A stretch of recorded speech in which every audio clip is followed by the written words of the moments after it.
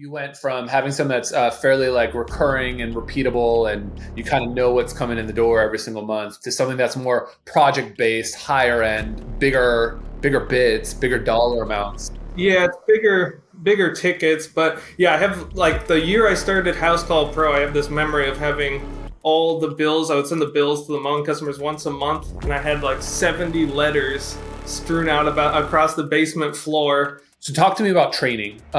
Is this something that you keep doing on like a monthly, quarterly basis? Is this only for new people you're bringing into the door? Like walk me through what that looks like, the process you built. If our foremen are all incredible, then it's impossible to even be around them and not improve. All right, welcome to the Superpro podcast, the heartbeat of home service excellence. I'm Roland Lightenberg. I'm one of the hosts, and I'm the co-founder of House Call Pro, and I'm an advocate for all the hardworking tradespeople, professionals out there that help make our homes better, safer, more comfortable. Through House Call Pro, I've had the honor and privilege of supporting hundreds of thousands of pros just like you, empowering you all to achieve more, stress less, and redefine success in our industry. I'm super excited to welcome Matt Bowman to the show. Matt's is the owner of Sage Landscapes, the company that specializes in creating custom outdoor spaces that are not only beautiful, but also built to last. Matt has got a team of 7. He's got 2 trucks, 2 trailers out there, and an estimate rig. And this year is going to be his first $1 million year. So I'm super excited to dive in with Matt's story, the challenges of managing this large scale landscape projects, and also the impact House Call Pro has made on his business. Welcome to the show, Matt. Awesome. Thank you so much for having me. It's a real treat. After all these years, I finally see you.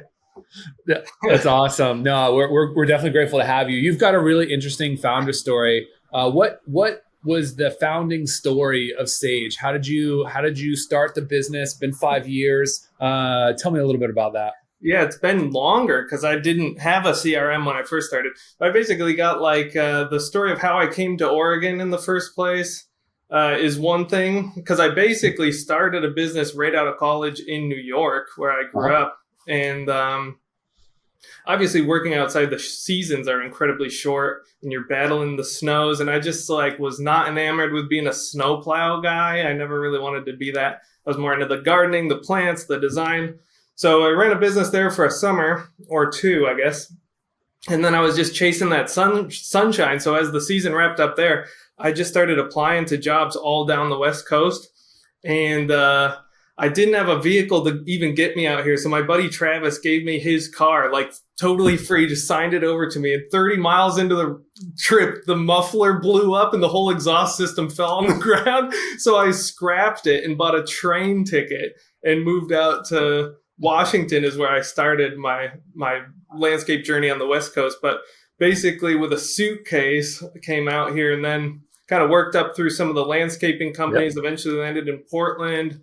And yeah, people around here appreciated some of the skills that I had from growing up, in the country in New York, kind of a farm kid with some hands-on skills. So a little bit of carpentry, masonry, and that kind of stuff. And yeah, people appreciated it here. So it wasn't after a few years of that, 3-4 years of working my way up to project management and that kind of typical route to knowing the job numbers, did I feel comfortable starting my own thing. And so what was that moment that you're like, all right, now's the time?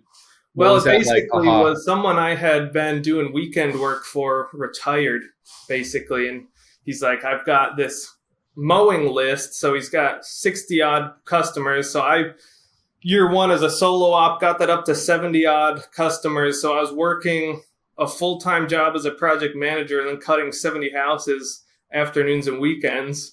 And then eventually went full-time with that. Then I cut the lawns during the week and did projects on the weekend until we just got to the point where it could support itself. And then we dropped the mowing and ongoing maintenance, which has been like a cash flow struggle, but I think a net win for diving deeper into the services that we do offer, which are like pavers, stonework, and walls, and the stuff that really excites us, Yeah, so you went from having something that's fairly like recurring and repeatable, and you kind of know what's coming in the door every single month, to something that's more project based, higher end, bigger bids, bigger dollar amounts, bigger tickets. But yeah, I have like the year I started House Call Pro, I have this memory of having all the bills. I would send the bills to the mowing customers once a month, and I had like 70 letters strewn out about across the basement floor. And it was an apartment that I rented, and I was using the neighbor's garage to park the cars. It was all very low budget. But that moment I was like, man, we need a CRM to get us out of this. And switching any CRM is going to instantly make you look more professional. So yeah, glad I picked House Call Pro. And then moving from recurring work to project based, we did it pretty seamlessly because we knew House Call Pro, so we could kind of make it work for the different types of projects. Right, right. And, you've hired a bunch of employees over the years. Some have stuck, some have left. Like, what's your hiring philosophy, and where are you finding these good employees, especially in something that's fairly skilled? I mean, mowing grass, that's easier. Some skill needed to like the work you're doing now, which requires a lot of skill, precision, and know-how. Like, how did that change, and what are some tips that you maybe have? Yeah, I will say, me working in the field helped because it is such a skilled trade that you see the same people at the shops and the dumps and all this stuff. And actually, half the crew I worked with at my old job. So, okay. Like the people I work with now, most of them I've known for almost a decade. So, and then some word of mouth stuff. But basically, to me, it's like anyone who shows ambition and a drive to learn. We have enough base now of talent where even someone who's okay at pavers or okay at stone, a year working with us, they're all of a sudden really good because we do it day in, day out. We're not doing a little bit of this, a little bit of that. It's repeatable deep dives into our processes and stuff day in, day out. But on that point, making it more formal and having like a trajectory for training is something that's on my mind. So talk to me about training. Is this something that you keep doing on like a monthly, quarterly basis? Is this only for new people you're bringing into the door? Like walk me through what that looks like, the process you built. Yeah, I kind of think of it as the other side. Like on the foreman end, if our foremen are all incredible, then it's impossible to even be around them and not improve. So to me, it's not bringing somebody from zero up to incredible. It's having just like a repeatable service that all the foremans, the people who have been here the longest, it's just by rote. They know every single time we're going to do X amount of gravel, X amount of pitch away from the house. It's all repeatable stuff. So I kind of encourage that knowledge base in the foreman level because it's easier just to say, help me out with this. And if you do that enough times, they'll get the why on their own, some of the guys who are coming in, and then eventually you can explain in more depth some of the reasons behind some of it. But it's kind of been on the foreman side that I have the highest expectations, and then it's kind of just a trickle down of knowledge from there. And so does a lot of the training happen between, the folks that are just on the job and the foreman just having, their level expectations, and then they're the ones who are kind of actively training on the job as they're going along? Yeah. Yeah, because in landscaping, there's a lot of the, what do they call them? Cowboy builders and stuff where the set of standards is all over the place. So, like, we have our own. So as long as we know what those are and that there's always someone right beside you who knows that, eventually you'll start reading each other's minds of what comes next and just getting the right tools and materials in front of the guys who know what they're doing. Just by that proximity, you learn a ton, Yeah. And so, on this journey now, you have multiple foremen, multiple trucks, you can do super crews, you can do really big jobs. What's your process for finding new clients? Where are they coming from? How are you getting these big ticket items through the door? Yeah, that used to be a mystery to me more than it is this year. That's been my focus of this year. And I think I attribute most of our growth this year to focusing on that side, because we were just paying nothing in advertising and it was all word of mouth, or maybe you'd put something in a Facebook group. And that got us to like 800,000 a year. Without a dollar spent. So last year I started playing around with advertising a bit, and I kind of got my butt kicked on a few channels. And then this year I've really honed in on what we like. And I started our Instagram page in December. So it's that's what I've been hearing mostly this year of like, I've seen your work, and because it's incredible, I want you to do mine. So Instagram, YouTube, people have noticed us there, and you can advertise there. And then when they see your profile, you've got this depth of work that people can look into, especially when we're kind of trying to get like a signature style that allows us to really go deeply on a few areas.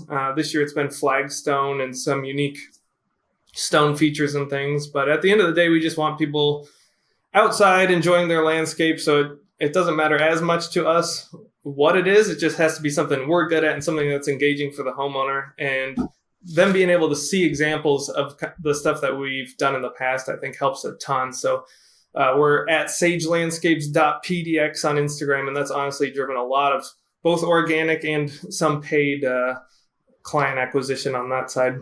Yeah, I mean, especially for higher end projects, people want to see what they're going to be investing in and kind of envision that, in their own backyard. And so I think, part of the push you've done on both YouTube and Instagram, and I think for other business owners, just showing your work. Before and after pictures are huge. Time lapses, huge. All these things that kind of show this progression. I mean, those are why shows like HGTVs, House Flippers and all those do really well, because everyone wants to see like, oh, what is this terrible thing going to turn into this like amazing thing? And what does that process look like? Yeah. And even if they don't go with me, I think as like a bigger goal of like getting people outside and to appreciate time outdoors, if they see something that we've done and said, that's not my style, and maybe they still work with us on that new style, or they find somebody else to do that, I think that's still a win of getting people outside and enjoying their space. So to me, that's kind of a fun way to think about it too. It's not you win some and you lose some. It's like you've educated everyone who stopped by the page. At least they've noticed something they liked or didn't like. Yeah, I think, having a mission like that is just helping people enjoy the outdoors, allows you to more easily just like, hey, we're putting stuff out there, whether we educated someone or someone becomes a client, both are wins for us, rather than like, oh, you know what, we've got to like be the only flagstone installers in the state of Oregon, right? Yeah, and I think if you go in with that money mindset on the social side, it'll be pretty transparent that that's what you're doing. And you probably won't have as much fun, and you'll notice like, oh, I'm really working hard to get people, and I'll just dump some money towards a Google ad or something. So we do it as like, it's fun to show off our work. It's another artistic thing that we get to do, and it's pretty low stakes. I mean, worst case, you get a mean comment or something, but best case scenario, it resonates with somebody and you get a relationship or a customer. Yeah, I mean, that's the other good thing you bring up is sometimes there's other relationships you form. Oftentimes some of your followers are going to be other fellow landscapers, absolutely, fellow builders, absolutely. And then you get the chance to interact with them, look at their work, ask them questions on how they do stuff too, and so it's more than just the customer relationship building. It's also just like networking within your own trade. Yeah. Or a reality check if you need one too. Like being a lifelong learner, I think is important when you're a business owner or a landscaper in particular. Like the climate changes, the year to year, you notice some plants live, some plants die, and you adjust. So you're constantly learning. And that's another place that you can learn. If you're getting feedback from other landscapers that, hey, I really like this, we did it this way, that kind of stuff is kind of a fun benefit there as well. Yeah, I can only imagine too, Pacific Northwest, different regions, different climates, different types of plants do well. And so, it's never ending learning, but also knowing what can and can't work in a certain area is probably pretty critical as you're making recommendations to homeowners. That's why I waited so long to start my business. One of my jobs was plant procurement for another company, and I credit that with like speeding up my plant knowledge, because that was my full-time job, was just ordering plants for jobs for a big company. So that really sped up my education on the plant side. And that gave me some confidence to say, yeah, we can do full installs. We don't just have to do the patio. We can do the plants and have a finished product at the end of the day. Yeah, I mean, being able to do like the soup to nuts is really nice, because as a homeowner, having to like sub out different parts of a project, that's always difficult. And you don't know if two different concepts will work well together, or people even like to work with one another. So being able to offer that, I think, is a really nice just value add when picking Sage Landscapes over someone else. Yeah, I think so too. And I've gotten a lot of feedback that it's just hard to get on the phone with other landscape construction people, and then B, sometimes they're a little too cool for school, or like they don't vibe with them or whatever. And there's still like a little bit of a good old boys club probably in the industry here. So we're pretty approachable, and all the guys are super friendly. We like put music on and laugh all day while we work, and hard work, but we have fun. So I think people see that, and it's like pretty approachable. So like you said, if we had to pass off another section of that job, it'd probably be hard to even find somebody, but then find somebody that the homeowner is also comfortable with is a whole other dimension. Yeah. So tell me a little bit about, that point in time when you're like, okay, now we need to find, you mentioned like having 70 different customers on a monthly basis, like laid out across the floor. Was that like the pivotal moment where you're like, I just can't do this anymore? There's got to be a better way. Basically, I think it was 2 weeks after that, I had trialed a couple CRMs and was looking into it because, it was just like once a month I would send out bills. It would take me like 4 hours. So it's like, if you value your time at all, you should find something. And just that amount of numbers. Now it's obviously like install requests and estimate requests that we're juggling in that capacity. But back then it was like mowing customers, and there were all these yards we were doing for $40 a pop or $20, and you still got to send the letter. You're like, man, I'm putting my 10-cent stamp on this 2-cent envelope, and all of a sudden your profit's going down the drain. I might as well put it into a CRM and have it just a click away. Because especially now with the projects, it's like cash flow is what is the name of the game, because there's still some seasonality and stuff. So being able to just do progress payments and be on top of the billing and know what's due, which is even more clear now after a recent update. I think this spring, it's like it'll show up in red on the profile, so that's handy. But that speed I now realize is really important. Yeah, and you started with House Call Pro back when we still didn't have a lot of features. Now with all the estimates and bids you're throwing out there, having pipeline and being able to like see those things more easily, I'm sure helps. What are some other things like from a pipeline feature perspective inside House Call Pro that you think make it a killer feature? I think we are underutilizing pipeline a fair bit, but I still like copy paste customers' names onto a list so I can literally cross it off like in a physical sense, because there's some things I just still like physical. But the where they are in the process is important too, because it's not just like send a bid and then forget about it, although it's super easy to do that. So like, did you send it and they responded and they're waiting for a response from you? Or knowing where people are in that, on that side of things is really important, because as important as it is to do efficient, timely billing for a cash flow perspective of the business, from getting jobs, speed is super important on that side too. Because like I said, the bar is pretty low for responsiveness in the landscape construction industry. So if you're quick, responsive, and thorough, that's really great. So that's something that we're really striving for this year. And it's still, in the spring rush, you can get overwhelmed.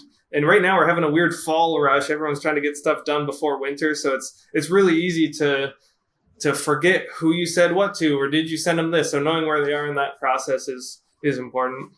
Yeah, definitely. With pipeline, you can have different status fields across the board. So you might have people that are like, I'd like to move forward, but not now, or not in this season or next season. And so you can keep them there. So that way, when that season pops up, boom, you can like nail it and not forget, because that's the easiest thing to do, is just be like, you got so many things coming at you at any given point as an owner. Totally. Yeah. When you get a real, like a clicked approval, that's so easy to move to a job. But the people who are like, that's a great idea, let's do it in October when it's going to rain so I don't have to water the plants. Then you're like, do I approve it? And what if like the cost of everything goes up in the meantime? Right. It's those kind of things you got to think about. But pipeline, you could keep them in limbo and kind of refresh an estimate as you get closer to their timeline as well. Yeah, no, that's a great way to think about it. What about what's an underrated feature that you feel like doesn't get talked much about that House Call Pro has? I think segments for me would be it, because we do a lot. Like the job we're on now is like a 7 to 8 week project. Oh, okay, yep. And they've added about a week's worth of work. And we run that as a segment. So segments is where basically our change orders live. Anything that's a significant change to the original scope, we'll put in a segment. and you can bill those separately, so you don't have to tie it to your like deposit of the main field. So if it's something that you need to buy materials for and do right away, you can bill that as you go. And like I said, from a cash flow perspective, that's really important that you're kind of up to date with all the stuff that you can put in, because you can put in so much money to a project, and if you're not up to date with billing all that work, you can really run into problems. Yeah, I mean, if you're in the red for too long, especially on any job that requires a lot of material purchase, or Exactly. as you're doing it, you might have thought it only took, I don't know, 5 cubic yards of mulch. But all of a sudden you put five more, and then another five more, and then another five more. And then all of a sudden, you're a couple grand into mulch, Yeah, exactly. because maybe you underestimated how much was needed. And that can quickly, impact payroll, that can impact payments, all kinds of other stuff. Yeah, so segments is really great for anything that we add. We kind of bill at the time that we finish that thing. So it's like it lives on its own. Mm-hmm. So regardless of whether we finish the main scope of work, if we've done this little addition, we bill for that little addition. So our time and materials are covered on that thing that we just built, even though it's a smaller detail of the main job. So yeah, segments has been huge. I love it. And it's also flexible because it works for so many different types of industries. And, in a lot of project-based work, there's always going to be some sort of change order that kind of comes in, or the homeowner's going to be like, oh, could you actually do this? Now that I see X, could you do Y? And then all of a sudden, that blows up your scope. And if you just eat the cost on that, that's gonna hurt you at the end of the day. That's super dangerous. Yeah, we always notice that people talk a big game about, oh, we'll leave the old path there and bring the new patio up to it. And I'm like, you're not gonna want to do that, because you're gonna see the new patio all nice and new, and then you're gonna be like, oh, we should have done the path. So, but it still happens to this day. So we just add it as a segment. We'll do the path, boom, and then bill it when it's done. Definitely. Well, changing gears just a little bit here. Community involvement's like a key part of your company. What can you share about like some of the work that you're doing from a volunteering perspective, medicine, and why it's important to you and the company? Yeah, volunteering, we're trying to just stay really close to where we're located. Oregon City, it's like the end of the Oregon Trail is the town we're located in. And it's a pretty tight-knit community. So last year we gave away landscape cleanups. So we went around for almost a week. We just put a thing out on Facebook and was like, hey, do you have a crappy yard? We'll come fix it up for free.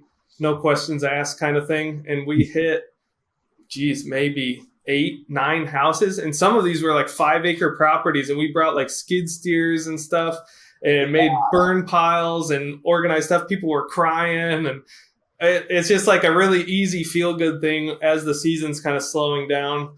But our long-term goal is to be good enough at making landscape transformation shows that we can make a full build and film that and put it out on YouTube. And if people want to support that, they could like donate or whatever, however that works on YouTube. And we could do more of that stuff. That's the real goal. So we filmed one of them this spring.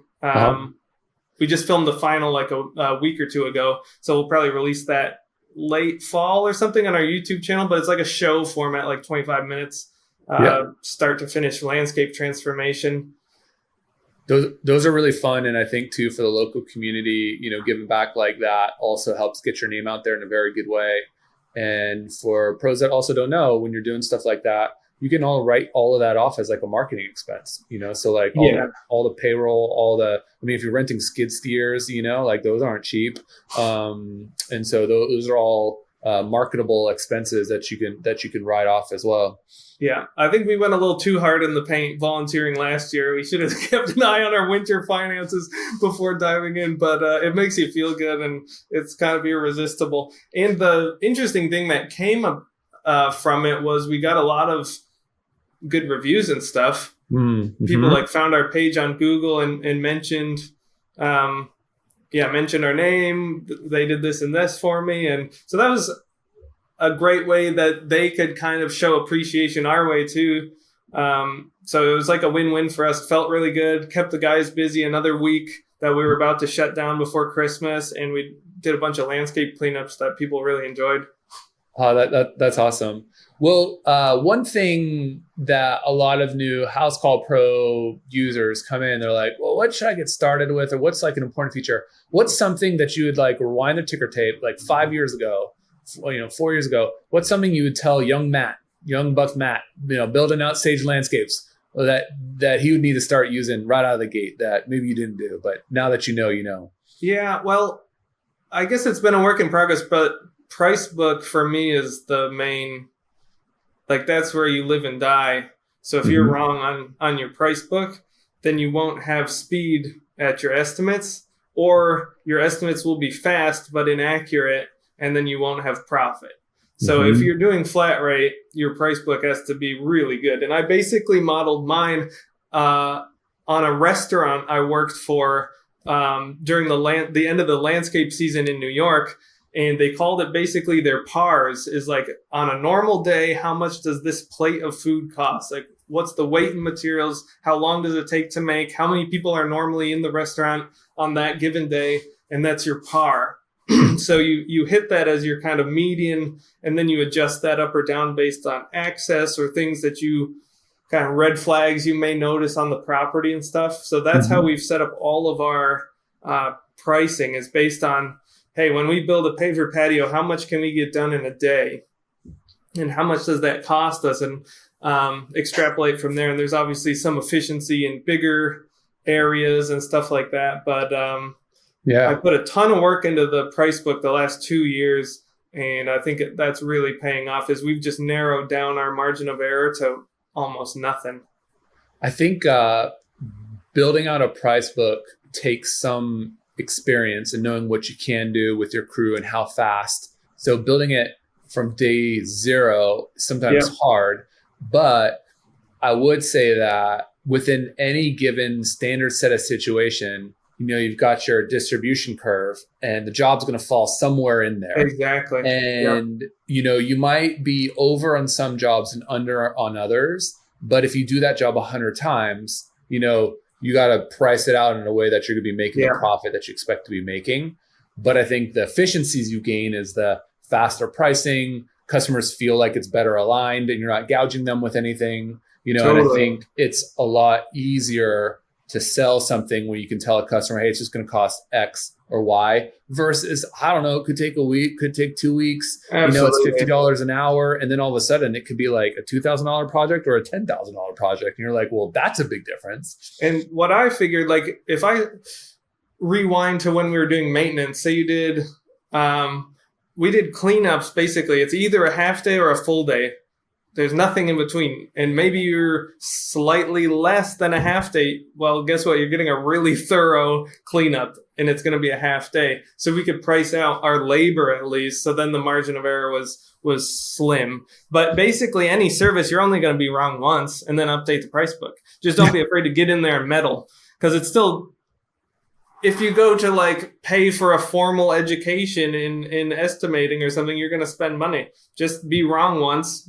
You'll lose a couple $100 and put that's your education fund, and you update the price book to your new PAR. So that's your new baseline. And then if there's margin of error there that you notice, go up or down based on what that is. I love just even your description of it, which is like PAR. And it makes it really easy for people to understand, like, look, normally at this hole, you should be shooting like 3 or whatever it is. And so I feel like being able to, have a handicap effectively or shoot too far under, be like, we got to adjust the PAR on that course, right? Yep. Which is effectively like, that's like that job. And I like how you say, don't be afraid to meddle with it and change it. Like you could be wrong. Like just, if you're wrong once and you're like way wrong, just adjust it, and then keep trying it and trying it. But if you're wrong and you don't change it, then you're in big trouble. Yeah. Because if you keep repeating you only make the mistake once and adjust, but that goes in your education bucket, like you said. That's education. I mean, like I said earlier, you should be a lifelong learner, and that's something that you're getting more accurate, better at. And you'll train your eye to it if you're the one estimating, Definitely. Maybe you'll notice the price book every time. Like ours was stairs. It was really hard to budget for stairs because by the very nature, it's going to be steep and sometimes muddy, and that's why they need stairs. So the access is so important. So we just had to really dial in on normally on a medium access, it's this price. If it's poor access, we can access with a smaller machine, or all these workarounds, and put a price in for each of those scenarios. I like that. Yeah. And that applies to other industries too, where like maybe you're doing work on roofs, and so, if it's steep pitch, you got a price for that. If it's low pitch, it's a price for that. The similar kind of thing, because you're spending man hours going up and down and up and down, or you need a different piece of equipment, for one versus the other. And that's always going to be the case if it's a difficult access point. Yeah. So Matt, you've been a Superpro now for multiple years. What has that done for your company? Why did you become a Superpro? Tell me more about that journey. Yeah, it's just being a Superpro just means you're on the right track, basically. And it's like there's a checklist that's associated with it that I find helpful. It just shows that your online presence is decent. You're doing all the things that are important to do to have like a public facing company. Mm-hmm. So it should be like a low standard for us. We should go from each of those checklist items even more in depth, you know what I mean? But for us, it's a good baseline. So we try to apply every year and make sure we're on the right track. But we've had 4 or 5 years, I think. Yeah. Wow. Being a Superpro. That's awesome. That's awesome. Well, hey, Matt, any last tips that you'd like to share with our audience here before we wrap up? We've gone past the 20-minute mark. We're at the 30-minute mark already. And I feel like we've gotten tons of value. What else do you have for us? Well, I think in my transition from like solo op to business owner operator, that's a pretty rocky road. So I would say know your numbers, know whether you're in growth mode or profit mode, and double down on the things that are working. Yeah, get your price books accurate. And then, like you mentioned, some of this community involvement, the stuff it's a day of your time, but if that comes back in bigger and better ways, I think go for it. Yeah, don't be afraid to put yourself out there. I love it. So many golden nuggets right there, especially right at the end. Matt, I appreciate you coming on for this interview and look forward to checking in on you and seeing how you're doing next year. Sounds like a plan. All right. Well, everybody tune in for another Superpro podcast episode dropping next week. Thanks, everybody. The Superpro podcast is brought to you by Housecall Pro, the leading platform for the home service industry. Housecall Pro streamlines your workflows and simplifies everything from scheduling and dispatching to communication and billing. Unlock the full potential of your home service business with Housecall Pro. Work smarter and more efficiently with streamlined workflows and detailed analytics. Win more business and serve your customers well, every single time. Join more than 40,000 home service pros who have already revolutionized their businesses. Work smarter with streamlined workflows, get organized with centralized information, and scale your business your way. Learn more at housecallpro.com.